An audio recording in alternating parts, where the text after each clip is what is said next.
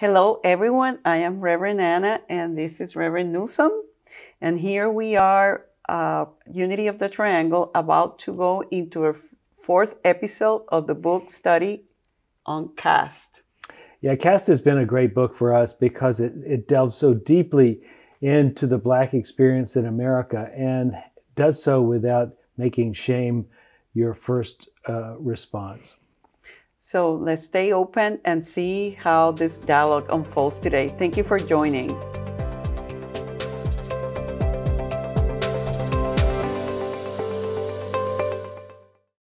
So we're back here ready to have a discussion on the culmination of this book study, but please be aware that this is the fourth of three others.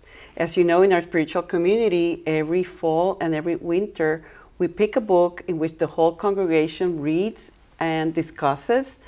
And as you may know, one of our core beliefs in unity, and it's even the mission of our church, that we believe that we are a spiritual community that wants to awake to its divine nature through love, service, and personal transformation.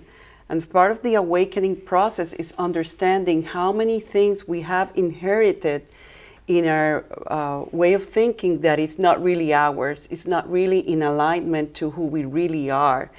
And this book by Isabel Wilkinson, I believe that opens a door to understanding how we have been part of almost like a play, actors in a play, that we have not really been aware of, and maybe at some level sustain or make this caste system function and work. We've been part of the system. Yes, Yes. we've been part of a system. Yeah. And I don't know if you feel the same way, Newsom, but I really didn't know. Yeah. I think there was a ton of information in there that I had never heard of. Yeah. And there was just seeing it all in one place and realizing that this has been the conditions under which African Americans had been living for 400 years, that and therefore other people have been keeping those conditions. This the totality of it can be overwhelming, I think. Yeah. It's almost like, oh my gosh, this is a huge thing. What in the world can we do about it? And, how can we do our part, maybe more than our part? How can we do that to make things right in this world? It's like Isabel, going back to the idea of characters in a play, it's like everybody in this society has already a pre-assigned seat. Yeah. And it's like, this is where, according to the color of your skin or your background, this is where you're meant to be, and this is the role that you're meant to play. And it has become so second nature in us that we just play along to realize that there's a deeper reality that has constructed this and that we are ready to break once and for all. Don't you think, Newsom? Well, I definitely think when you read this book, if you are at all sensitive to being a human being, you would go, something has to change, right? And to break it, I think, will not be an overnight thing. I think, when Obama was elected president, so many people said, well, see, we've proved it, it's over. And so many people said, well, no, not really. And as I read this book, I see more deeply what they were trying to say. No, not really. It is a big process. I think we would like to talk today a bit about our own, what we might do to help this process along. Education, I think, is fundamental, though. And because and we were, before coming to the camera, we were chatting and talking how we are so prone to experiencing shame and all these like lower emotions that we can get really caught up there.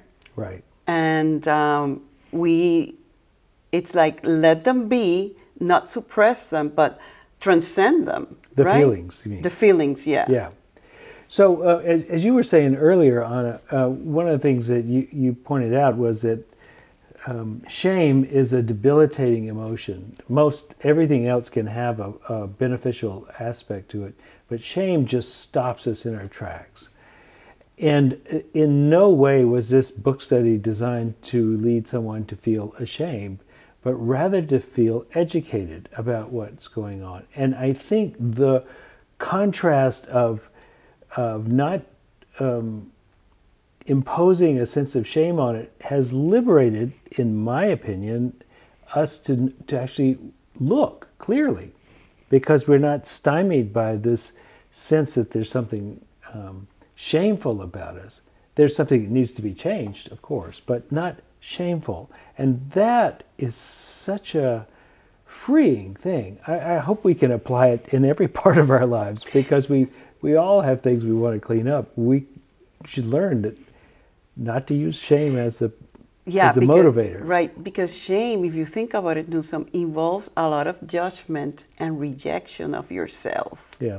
Or in anything, right? Yeah.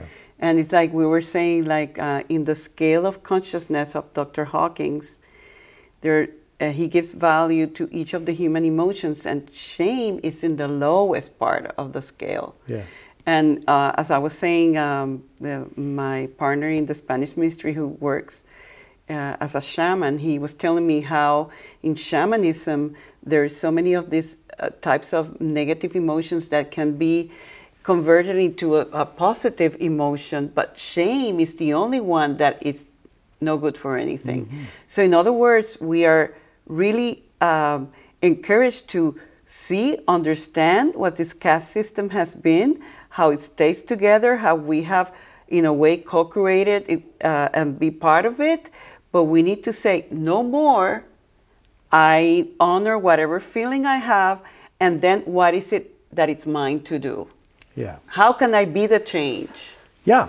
So this week I became really fascinated by a woman named Valerie Coor, and she is from, her family's originally from India and lived in the United States for the last 100 years.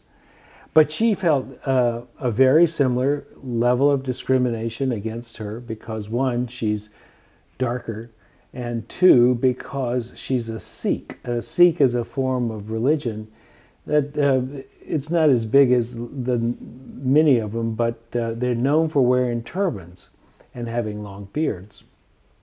And so when 9/11 happened, in particular, when 9/11 happened, she saw the picture of, I guess, Osama bin Laden in a turban, and she went, oh my God, now we are the face of terrorism.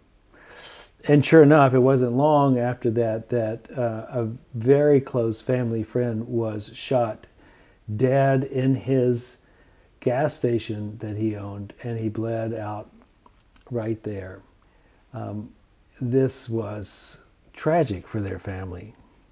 And their community, yes. And she thought back to her training, her Sikh training, which basically had said, you need to see no one as a stranger. This really came about because she went down to see her friend, who is now a widow, and she's brought her camera, wanting to record something, thinking she was going to hear a chastisement of somebody. And the woman said, "Tell America thank you." And she said, "How can you say that?" And she said, "Well, at my husband's funeral, there were 3,000 strangers there who had come to comfort me." What a beautiful way of practicing what your beliefs are, right? In the peak of a suffering of that nature, that lady was standing on her belief of seeing no one as a stranger, even those who have harmed you deeply. Yeah. I think, well, maybe we'll get to the one who's harmed deeply, but yeah. This idea that if you listen to the stories of other people, you will realize essentially that we all are human beings, and that we all are carrying almost the same template, or a lot of similar stories within ourselves. And the stories humanize us. They bring us, they make us aware that the other person is not really a stranger, just some part of us that we haven't really met yet. As I hear that story with that lady of saying thank you, I want to thank all the Americans who were there to support me. It really tells me, Newsom, how each time we overcome something, or we stand in the truth that we know, and we become that beacon of light and hope, it touches everyone. And even some lady that I don't really know who the lady is, or I do know her story, it almost like opens my heart to say what capacity human beings have of love and compassion that really comes from our divine nature. And it's just a matter of knowing that we are on this earthly plane to develop that capacity. Everything is a call for love. Yeah, I think that's probably like the encapsulation of the whole thing. That they say in the Course in Miracles, it's either love or a call for love, and when they say it's a call for love, it means somebody's doing something unpleasant, really. And I love when you quoted and mentioned how when this girl Valerie and her friend were wondering after 15 years of how much have we really advanced with racism in America and all of that, their question was, and it was like a wow, who have we not loved? Because each time we know somebody's acting out, it's really the lack of love in their lives. We know there must be big wounds that have not been healed, and that they're doing the best they can with the level of awareness that they're at. Yeah. Just like we have. So to tell that story, what happened was the brother of the man that was murdered and Valerie got together on the 15th anniversary of his death, lit a candle and said, who have we not loved that's caused the world to continue to be in the same state that it is? And of course, to them, it was the murderer of their beloved. And so they called him in prison.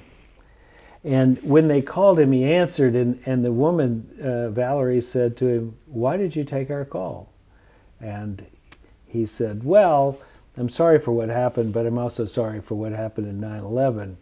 And she went into a state of rage, and her friend, who was sitting with her, the brother, said, well, this is the first time I think I've heard you say that you're sorry.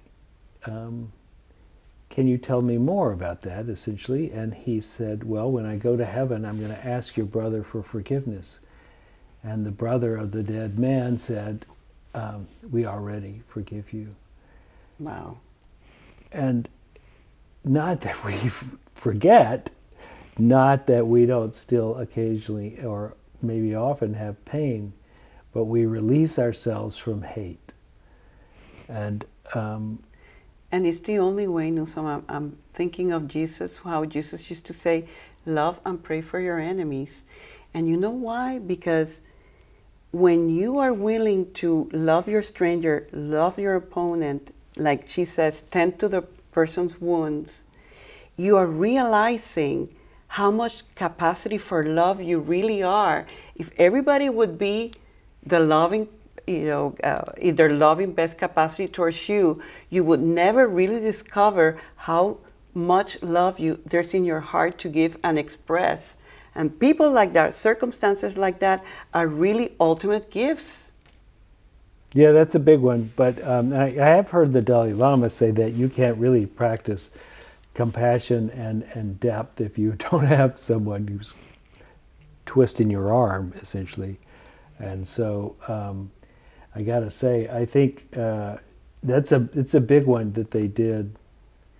The tending of the wounds of the opponent is essentially what Jesus was saying. He was saying to love your enemy as yourself is a radical thing.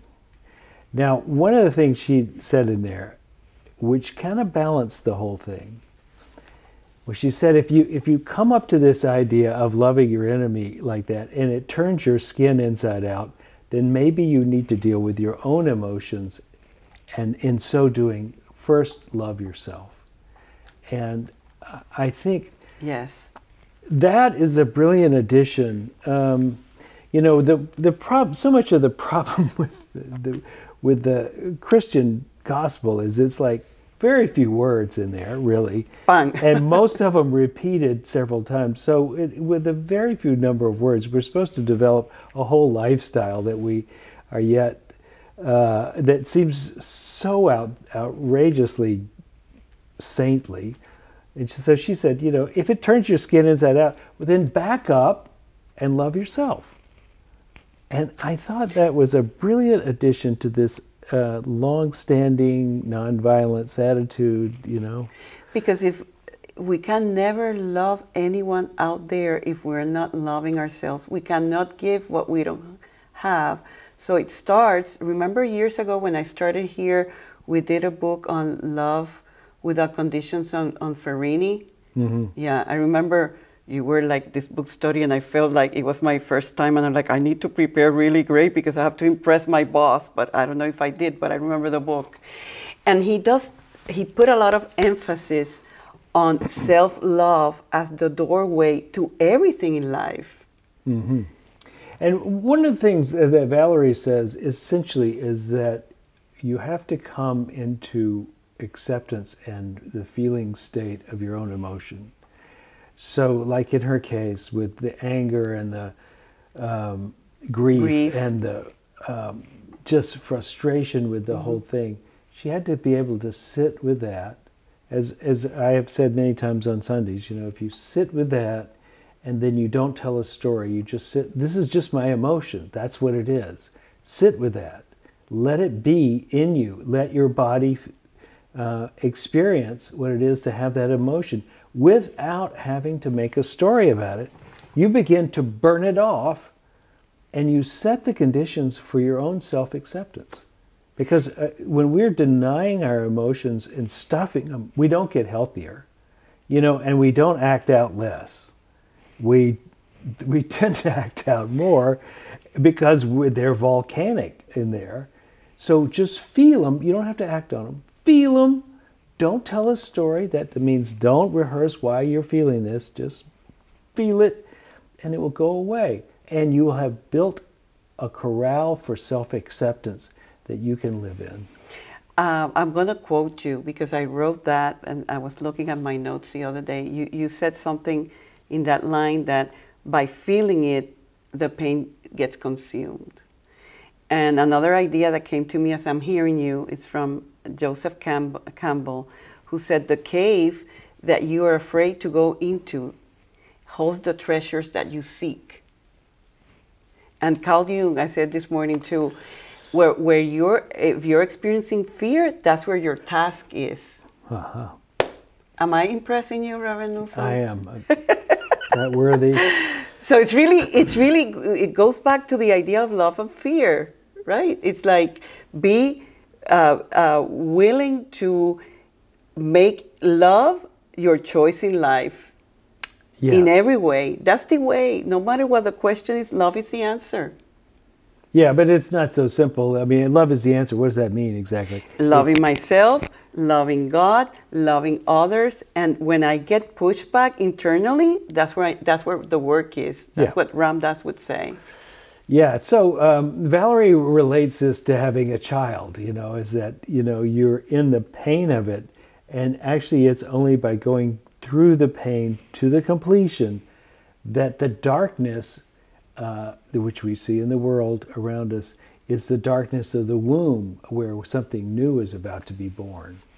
Like the dawn comes, the expression? It's darkest just before dawn. Right, exactly. Yeah.